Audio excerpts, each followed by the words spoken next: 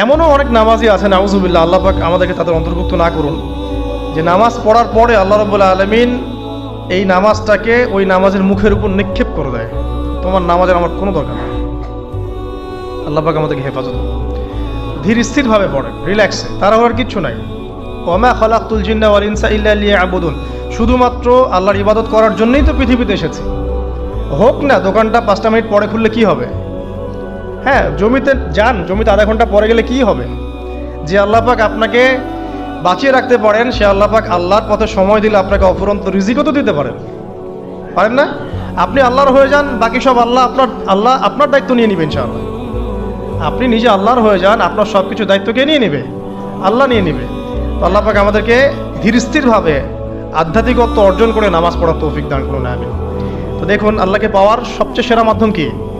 নামাজ। তার আগে বলেছি নবী সাল্লাল্লাহু আলাইহি ওয়াসাল্লামের